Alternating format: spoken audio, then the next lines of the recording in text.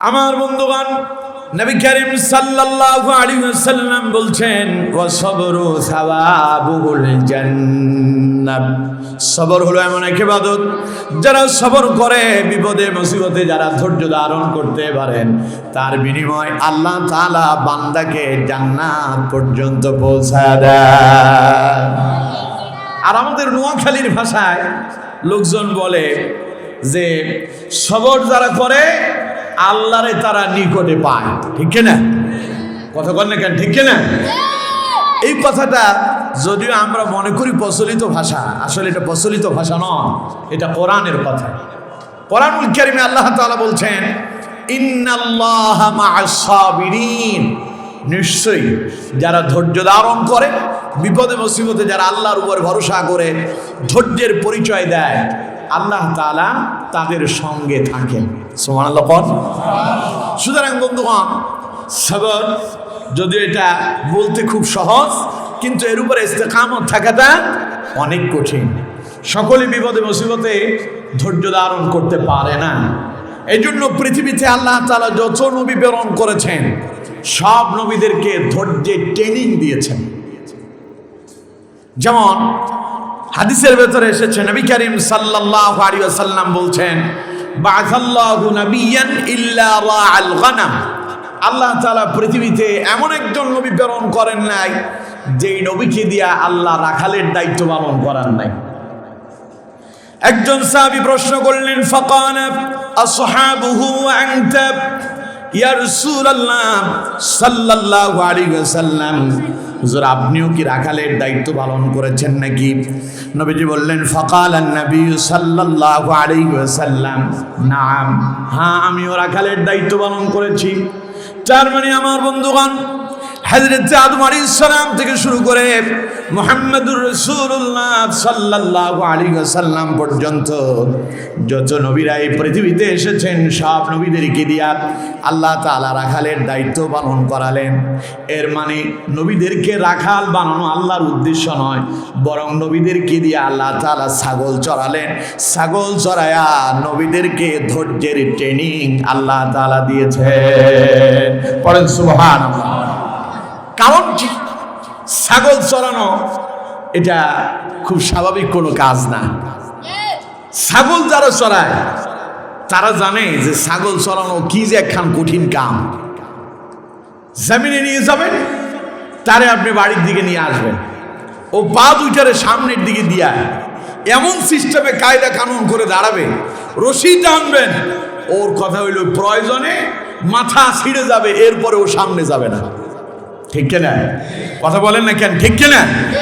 এরপরে রশিটা যদি কোনোভাবে ছেড়ে দেন, ওরে আর খুঁজেই পাবেন না। তার মানে ছাগল পালন করা অত্যন্ত কঠিন কাজ।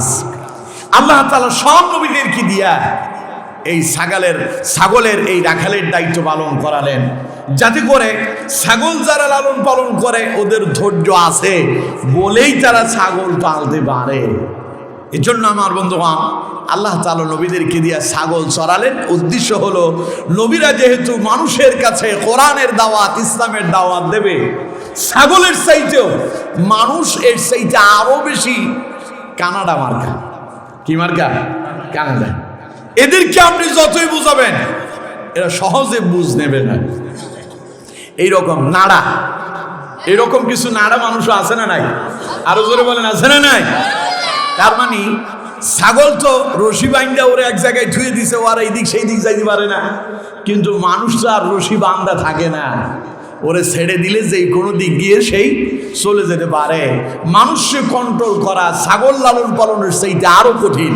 এই জন্য আল্লাহ তাআলা নবীদেরকে ধৈর্যের ট্রেনিং দিতে গিয়া সব নবীদেরকে দিয়া আল্লাহ তাআলা রাখালের দায়িত্ব পালন করেছেন। আমার বন্ধুগণ, তার মানে নবীদেরকে আল্লাহ তাআলা ধৈর্যের ট্রেনিং দিয়েছিলেন। কেন দিয়েছেন? কারণ নবীরা যখন দাওয়াতি কাজ করবেন, চতুর্দিক থেকে বাধা আসবে। এই বাধা উপেক্ষা করে ধৈর্যের পরিচয় দিয়া নবীদেরকে সামনে এগিয়ে যেতে হবে। এই জন্য আল্লাহ তাআলা নবীদেরকে এই ধৈর্যের ট্রেনিং দিলেন। আর সব নবীরাই সবচাইতে বেশি বিপদ আর মুসিবতের সম্মুখীন হয়েছেন, এবং প্রত্যেক নবী বিপদ আর মুসিবতে ধৈর্যের পরিচয় দিয়েছেন। সুবহানাল্লাহ। আমার বন্ধুগণ, যেমন কোরআনুল কারীমে আল্লাহ তাআলা বলছেন ওয়া ইসমাঈল ওয়া ইদরিস ওয়া যাল কিফ কুল্লুম মিনাস সাবিরিন। আল্লাহ পাক বলছেন ইসমাঈল, ইদ্রিস এবং যুলকিফল সমস্ত নবীরাই ছিলেন ধৈর্যশীল। আল্লাহ তাআলা নবীদের মাঝ থেকে এমন ভাবে ধৈর্যের পরিচয় নিয়েছেন, ধৈর্যের পরীক্ষা নিয়েছেন। সব নবীরাই প্রত্যেক পরীক্ষায় ধৈর্যের সাথে উত্তীর্ণ হয়েছে। চিল্লায় এখন সুবহানাল্লাহ। আচ্ছা আমার বন্ধুগণ, হযরত ইব্রাহিম আলাইহিস সালামের পরিচয় কোরআনুল কারীমে আল্লাহ তাআলা অত্যন্ত চমৎকার ভাবে তুলে ধরেছেন। আল্লাহ তাআলা বলছেন মিল্লাতা আবিকুম ইব্রাহিম হুয়া সাম্মাকুমুল মুসলিমিন। আল্লাহ পাক বলছেন ও পৃথিবীর মুসলমানেরা শোনো, ইব্রাহিম শুধু যে নবী তা নয়, মিল্লাতে আবিকুম ইব্রাহিম, ইব্রাহিম হচ্ছেন গোটা পৃথিবীর মুসলিম মিল্লাতের জাতির পিতা। হুয়া সাম্মাকুমুল মুসলিমিন, কারণ তিনি মুসলমানদের নাম রেখেছেন। সুবহানাল্লাহ কয় না কে? আরো জোরে কোন সুবহানাল্লাহ। তাহলে আমাদের জাতির পিতার নাম, এই কথা বলতে কোনো ভয় আছে? জোরে বলেন ভয় আছে? চিল্লায় বলেন আমাদের জাতির পিতার নাম। সেই ইব্রাহিম আলাইহিস সালাম কেমন ধৈর্যের পরীক্ষা দিয়েছেন দেখুন। আমার বন্ধুগণ, হযরত ইব্রাহিম আলাইহিস সালাম এমন এক পরিবারে জন্মগ্রহণ করলেন, বাপ হলো কাফের, সন্তান ইব্রাহিম আলাইহিস সালাম তিনি হলেন নবী।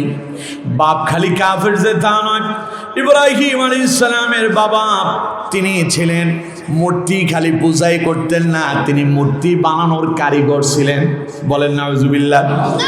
ইব্রাহিম আলাইহিস সালামের বাপ মূর্তি তৈরি করতেন, আর ইব্রাহিম আলাইহিস সালাম এসেছেন মূর্তির বিরুদ্ধে মানুষদেরকে সতর্ক করতে। সেই ইব্রাহিম আলাইহিস সালাম যখন কালেমার দাওয়াত দেওয়া শুরু করলেন, ইসলামের দাওয়াত দেওয়া শুরু করলেন, ইব্রাহিম আলাইহিস সালামের দাওয়াত শোনার পরে চতুর্দিকে লোকজন চিন্তা করতেছে ইব্রাহিম আবার কি করে আবার নতুন এক ইলার দাওয়াত দিতে শুরু করলো।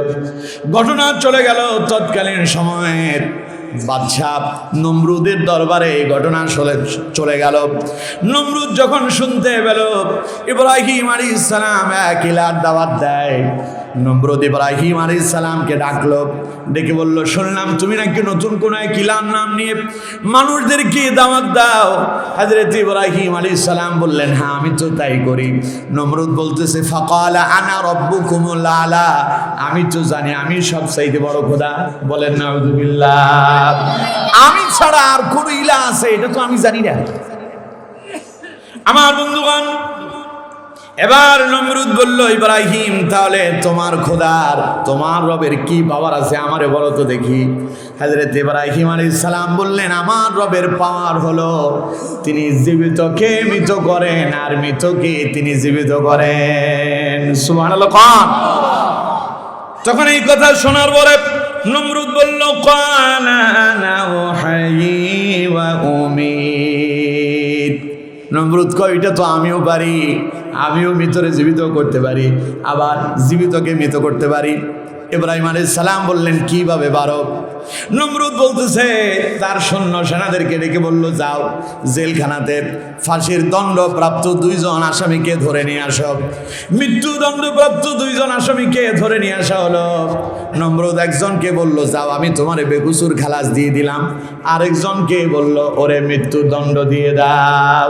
তার মানে নমরুদ বুঝাতে চাইলো ওরে ইব্রাহিম দেখো আমিও পারি, আমি একজনের জীবন দিলাম আরেকজনের মৃত্যু দিলাম, কম তো দেখি জীবন আর মৃত্যু দেওয়ার একচ্ছত্র মালিককে। নমরুদ যেটা করছে ওইটা কি আসলে ঠিক? কথা বল, ওইটা কি ঠিক? ও দুইজন ফাঁসির দণ্ডপ্রাপ্ত আসামিরে নিয়ে আসা একজনে বললো যে তোমারে ক্ষমা করে দিলাম, আরেকজনে বললো যে ওটারে মৃত্যুদণ্ড দিয়ে দিলাম। এই কথা বলার পরে ইব্রাহিম কয় পাগলি কয় কি? দাওয়াতের সিস্টেম এবার ইব্রাহিম আলাইহিস সালাম পরিবর্তন করলেন। ইব্রাহিম আলাইহিস সালাম বললেন قال إبراهيم فإن الله يأتي بالشمس من المشرق فأت بها من المغرب فبهت الذي كفر وأن الله أكبر আরো জোরে কোন আল্লাহু আকবার। ইব্রাহিম বলল قال ইব্রাহিম, আল্লাহ কয় ইব্রাহিম বলছে فإن الله يأتي بالشمس من المشرق, আমার রব তো প্রতিদিন পূর্ব দিগন্ত থেকে সূর্য উদিত করে পশ্চিম দিগন্তে অস্তমিত করেন। فأتي بها من المغرب, তুমি যদি পারো সূর্যটারে পশ্চিম দিগন্তে উদিত করে পূর্ব দিগন্তে অস্তমিত করো। আল্লাহ তাআলা কয় ফাবুহিতাল্লাযী কাফার, ওই নির্বোধ কাফেরের তখন জবান বন্ধ হয়ে গেছে। বলে এই নমরুদ ইব্রাহিম আলাইহিস সালামের বিরুদ্ধে লেগে গেল, কারণ সেই ইব্রাহিমের কাছে হেরে গেছে। কারণ ইব্রাহিম দাওয়াত দেয় কার দিকে? আরো জোরে বলেন কার দিকে? আর নমরুদ দেখে নিজের দিকে, অর্থাৎ তাগুতের দিকে, শয়তানের দিকে। এখন কোনত বিজয় যারা পাবে তারা কি আল্লাহর পক্ষের লোকেরা পাবে না নমরুদের পক্ষের লোকেরা পাবে? তার মানে যারা আল্লাহর পক্ষে থাকে আল্লাহর পক্ষ থেকে তাদের জন্য সাহায্য আসে। সুবহানাল্লাহ। ইব্রাহিম আলাইহিস সালাম তিনি আল্লাহর পয়গম্বর, শুধু আল্লাহর পয়গম্বর নন, ইব্রাহিমকে বলা হয় ইব্রাহিম ও খলিলুল্লাহ, যিনি আল্লাহকে বন্ধু বানিয়েছেন। সুবহানাল্লাহ। আল্লাহ যা চেয়েছেন ইব্রাহিম আল্লাহর জন্য তাই করেছেন। সুতরাং ইব্রাহিমকে সাহায্য করাটা কার দায়িত্ব? সবাই বলতে হবে কার দায়িত্ব? কারণ ইব্রাহিম মানুষকে ডাকে আল্লাহর দিকে আর নমরুদ ডাকে তাগুতের দিকে। এখন ইব্রাহিম কিন্তু নমরুদের বিরুদ্ধে কিছু বলেন নাই, ইব্রাহিম তার রবের পক্ষে দলিল দিয়েছিল। এই কথা শোনার পরে নমরুদের মেজাজ খারাপ হয়ে গেল। ইব্রাহিমের খোদাকে, ইব্রাহিমের রবকে সেই কিভাবে হত্যা করবে তার ষড়যন্ত্র পাকাতে লাগলো। আমার বন্ধুগণ, তার আগে যখন ইব্রাহিমের সঙ্গে পেরে উঠতেছে না, এমন সময় নমরুদ একটা কৌশল করলো যে ইব্রাহিমকে কোনোভাবেই ছাড় দেওয়া যাবে না। মাঝখানে একখান ঘটনা আছে যে তারা যখন সবাই মূর্তি পূজাতে ব্যস্ত, তারা তাদের উপাসনালয়ে মূর্তিগুলো রেখে তারা এক মেলায় গেল। মেলায় যাওয়ার পরে ইব্রাহিম আলাইহিস সালাম সেই মন্দিরে ঢুকলো। ঢুইয়া মন্দিরের মূর্তিগুলোর সামনে দিয়ে তাকায়া তিনি দেখতে পেলেন ওদের সামনে অনেক খাবার দাবার রাখা, সেখানে মাছিগুলো উঠতেছে। ইব্রাহিম আলাইহিস সালাম ওদের ওই মূর্তিগুলোরে তো তারা খোদা মনে করত। ইব্রাহিম আলাইহিস সালাম সেই মূর্তির দিকে সম্বোধন করে বললেন, কিরে তোরা খাইস না কে? ও মা, এরা তুই কথাই কয় না, ঘটনা কি তোদের? ইব্রাহিম আলাইহিস সালাম কয়, মাঝখানে দেখি কত মাছি উড়ে, ও তো মাছিও দাঁড়াইতে পারে না। ইব্রাহিম আলাইহিস সালাম বললেন, সুতরাং যেই নিজেকে নিজেই নিয়ন্ত্রণ করতে পারে না, যে নিজেই নিজেকে কন্ট্রোল করতে পারে না, মাছেই তাড়ানোর ক্ষমতা রাখে না, ওটা কখনো মানুষের খোদা হতে পারে না। ইব্রাহিম আলাইহিস সালাম সব মূর্তি ভেঙে চুরমার করে দিলেন, আর বড় মূর্তিটার ঘাড়ের উপরে একখান কুঠার রেখে দিলেন, যেগুলো আমাদের নোয়াখালীর ভাষায় কয় কুড়াই। এরকম একটা কুড়াই বড় খোদার কান্দের উপর রেখে দিচ্ছে। ইতিমধ্যে লোকজন মেলা থেকে আসলো, এসে দেখতে পেল যে তাদের খোদাদের অবস্থা খুব খারাপ, খোদারা মারামারি কইরা সবাই শেষ। ইব্রাহিমকে জিজ্ঞাসা করলো, ইব্রাহিম এই ঘটনা কে ঘটাইছে? ইব্রাহিম কই কোথায়, আমারে নিয়ে চলো। ইব্রাহিম আলাইহিস সালাম সেখানে গেলেন। ইব্রাহিম আলাইহিস সালাম গিয়ে বললেন যে তোমাদের বড় খোদা মনে হয় এই কাম করছে, কারণ তার ঘাড়ের উপরে কুঠার রাখা আছে। এখন তারা বলতেছে, ইব্রাহিম তুমি কি বলো, ওরা তো মূর্তি, ওরা কি করে আবার ঝগড়া করে একজন আরেকজন এইভাবে নাক চোখ সব হাত পা ভেঙে ফেলবে, এই ক্ষমতা তো ওদের নাই। ইব্রাহিম বললেন, তাহলে কি করে তারে তোমরা খোদা মনে করো? সুবহানাল্লাহ কইলেন না? আমার বন্ধুগণ, ইতিমধ্যে সংবাদ চলে গেল নমরুদের কাছে। নমরুদ বলল, ইব্রাহিমকে পাকড়াও করো, এই তো আমাদেরকে বিভ্রান্ত করতেছে। ইব্রাহিমকে পাকড়াও করা হলো, ইব্রাহিমকে আগুনে ফেলে দেওয়া হবে। বিশাল বড় আগুনের স্তূপ তৈরি করা হলো, আগুনের কুণ্ডলী বানানো হলো। এত বিশাল পরিমাণ আগুনের স্তূপ তৈরি করা হলো, আকাশের 1 মাইল উপর দিয়া যদি কোনো পাখি উড়ে যেত, ওই আগুনের তাপে পাখিটা মাটিতে পড়ার আগেই কয়লা হয়ে যেত। বিশাল অগ্নি তৈরি করছে, ইব্রাহিমকে হত্যা করবে। ইব্রাহিমকে কি করবে? সবাই বলতে হবে, ইব্রাহিমকে কি করবে? আগুনে ফেলে হত্যা করবে। কারণ ইব্রাহিম মানুষদেরকে কার দিকে ডাকে? কথা বলে না, কার দিকে? আল্লাহর দিকে ডাকলেই বাতিলদের কলিজায় আগুন লাগে, ঠিক কিনা? জোরে বলতে হবে, ঠিক কিনা? বিগত 16 বছরে কোরআনুল কারীমের কথা বললে এক শ্রেণীর মানুষের কলিজায় আগুন লাগতো। ওরা কোরআনের মাহফিলে 100% জারি করত, ওরা আলেমদেরকে ধরে জেলখানায় বন্দী করত।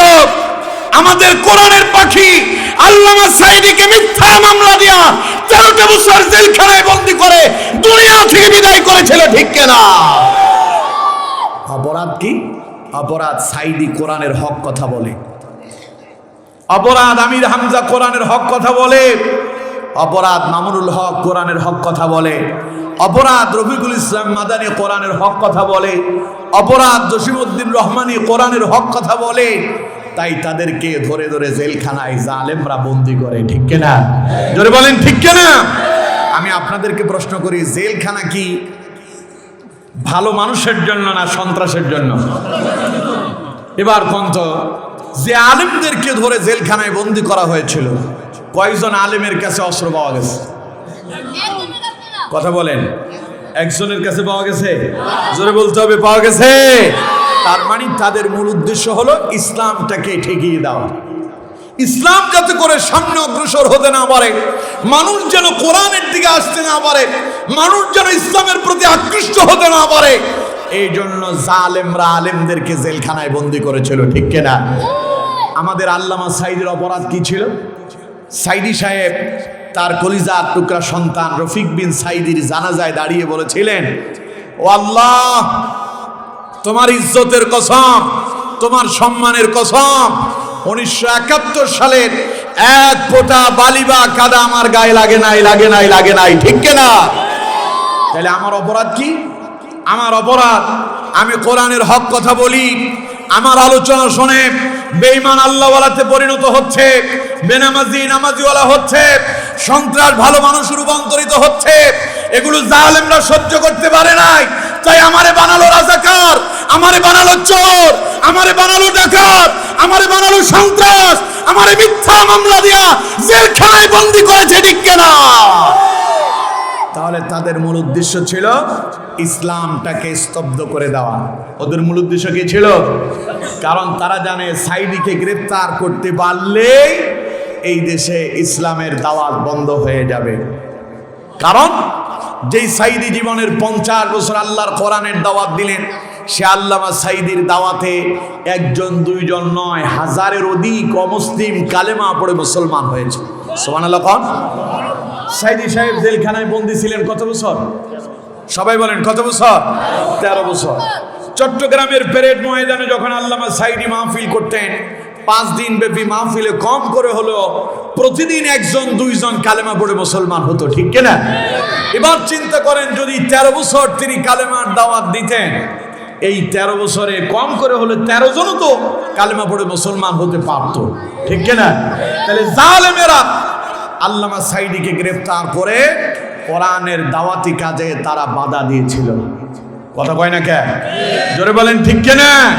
কিন্তু তারা জানতো না যে সাঈদী মানুষদেরকে আল্লাহর দিকে ডাকে, সাঈদীকে গ্রেফতার করলেই কোরআনের মাহফিল বন্ধ হবে না, ইসলামের দাওয়াত বন্ধ হবে না, বরং দুনিয়ার মানুষ যখন সব রাস্তা বন্ধ করে দেয়, আল্লাহ তাআলা ইসলামের জন্য নতুন রাস্তা খুলে দেন, ঠিক কিনা? ইতিহাস দেখেন, আল্লামা সাঈদীকে গ্রেফতার করার পরে হাজারো সাঈদী এই দেশে তৈরি হয়েছে। কথা বলেন, ঠিক কিনা? সুতরাং তাদের মূল উদ্দেশ্য হচ্ছে ইসলামটাকে দমিয়ে দেওয়া, স্তব্ধ করে দেওয়া। ঠিক তেমনি ভাবে নমরুদ ইব্রাহিম আলাইহিস সালামের বিরুদ্ধে লাগলেন যে ইব্রাহিমকে জ্বালিয়ে পুড়িয়ে মেরে ফেলতে হবে, তাহলে তার এই দাওয়াতি কাজটাকে বন্ধ করা যাবে। আমার বন্ধুগণ, তারা ইব্রাহিম আলাইহিস সালামকে পাকড়াও করল, বিশাল আগুনের স্তূপ, আগুনের অগ্নিকুণ্ড তৈরি করল, ইব্রাহিমকে আগুনে ফেলে দেবে বলে। আমার বন্ধুগণ, ইব্রাহিমকে তারা আগুনে ফেলবে কি করে?